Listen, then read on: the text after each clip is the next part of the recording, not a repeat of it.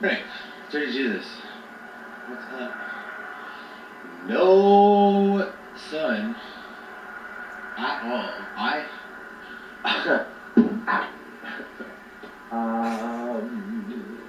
I'm losing faith. I'm losing faith. Like, what? How do you get clouds? Oh, I lived in LA for a little while, and it was very interesting. Like every morning would be cloudy, and then that sun would rise, and it would sear, absolutely sear away the clouds. And so I guess all I'm trying to say is that's a very specific type of way that clouds work. And now I'm in a different climate, and I'm just wondering where the sun is. Like it's been so foggy. So I think that's probably let's be let's be like armchair astronomers,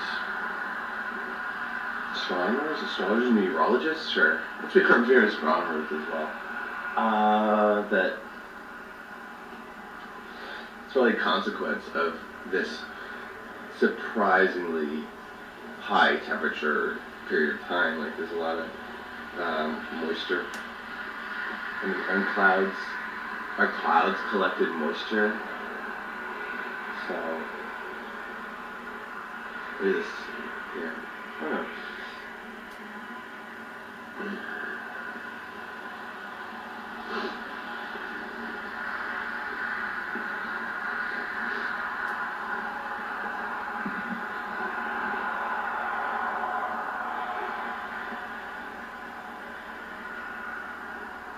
So, met serendipitously at a stand-up set last night, which went okay.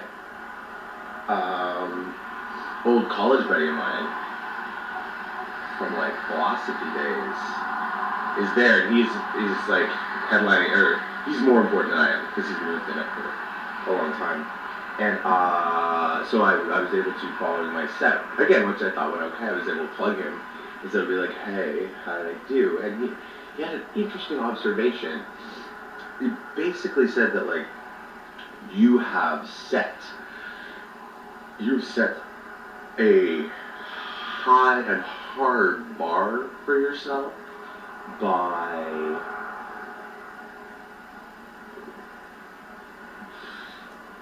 the character you've chosen to be.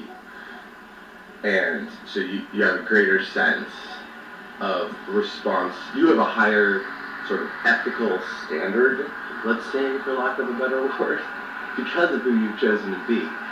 And everyone very consistently is like, oh, you have to own the character more. Like, don't break and talk about it as a character, because that throws people off in the set. Like, stay, to thine own self be true, stay consistent, blah, blah, blah.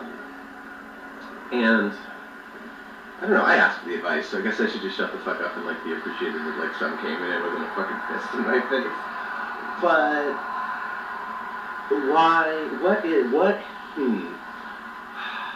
what detracts from the message if I showcase the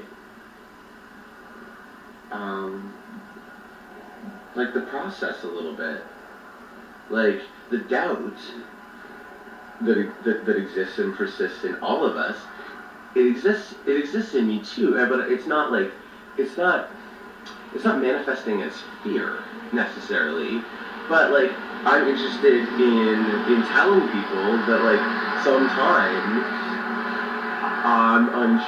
sometimes I'm a little bit worried about my sanity vis-a-vis the relationship I have formed with this 1988 Magnavox movie maker. Hello there. Oh, you're flashing at me again. Look at you. Such a sweetie.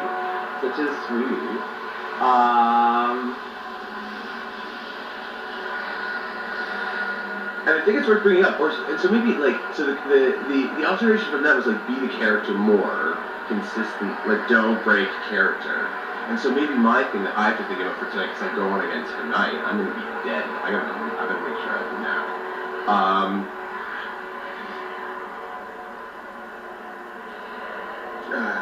The one thing, yeah, so maybe I just gotta do that better. If I want to be meta Jesus, whatever meta Jesus is, which I think is what I want to be, or think what I am, think what I could be, think what I was. If I want to be that, then I just gotta do it a little bit better. That's fine. Oh, and another observation, but is that they're like, you have to be funnier. No, I don't. Or maybe I do. Actually, the one question I did sincerely ask that stand-up comedian with his J lineage, David Hetty. Is this a promotion? Is this a promotion? Should I tag you? No, but he didn't say this. This is somebody else who I won't tag. So that was the previous one. And the other one was like, you need more jokes. You need more one-liners. And I don't, but there's a presumption. Like, I get the presumption among stand-up comedy that there should be comedy, but like maybe tonight I'm gonna sit. I'm gonna say like, how can I rupture? Actually, that's been the key thing. So this is me meta-ly telling you about disciple acquisition. Like, so a bunch of other people get up there, like I was 10 out of 10, so I was last before the headliner, right? So like, and nobody was like, hardly anybody was very funny, despite their attempts to tell jokes, okay? So, at the very least, I didn't fail, because I didn't go up there intending to tell jokes. But I went up there, and it was like, you need to disrupt. You need to let everybody know that this is going to be different, but not in a caustic, not in a negative, not in any of those type of ways. Like you need to with open palm, with open invitation. How's that? How are you doing? Automatic filter.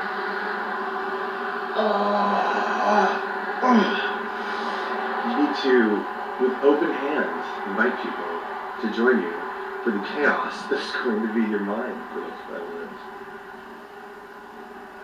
Oh, no, that's not even wrong with it. Anyways, I'm not sure if that was coherent, but like,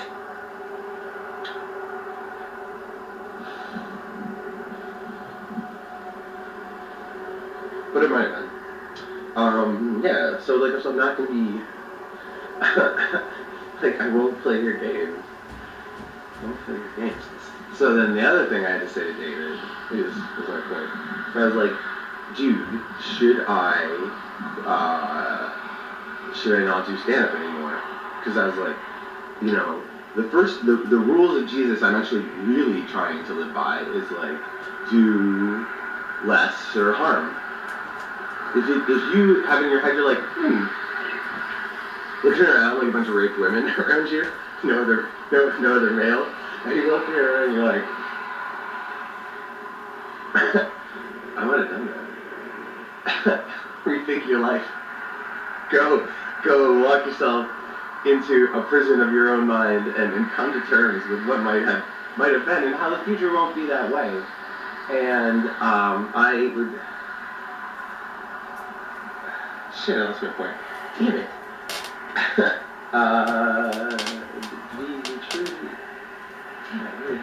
I had a point. Fair point. Why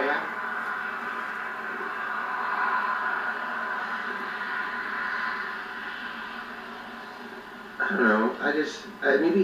So it's like I want to showcase that, and then I think the other thing I want to showcase is like genuine joy that I get to be with people. Because I am nothing if not for everybody else. It's sort of vice versa, but like, it's not, how do I be on a stage with a fucking microphone and have it not be about me, but have it be about all of us? That is my goal. That is my objective for the day. That is what I have to fucking pull together. So, whatever this sermon was, it's just like, not doubts, optimisms, confidences, other words. Matt.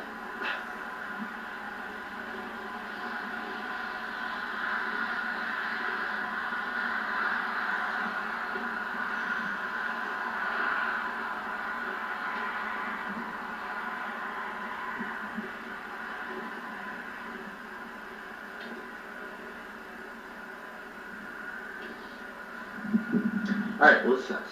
No, it doesn't. How dare you? How dare you, Davey? It doesn't suck. It's fine. The sun's there somewhere. Suck out of there. Oh, man. That tree, that is just like a hand reaching up from the ground. Actually, here. Oh, good lord. Okay, I was going to turn it this way. Alright, so let's do this. I mean, you can't really see it in context. But... Alright, so I'm gonna get out of here. So today think about who you are and how you are perceived by, and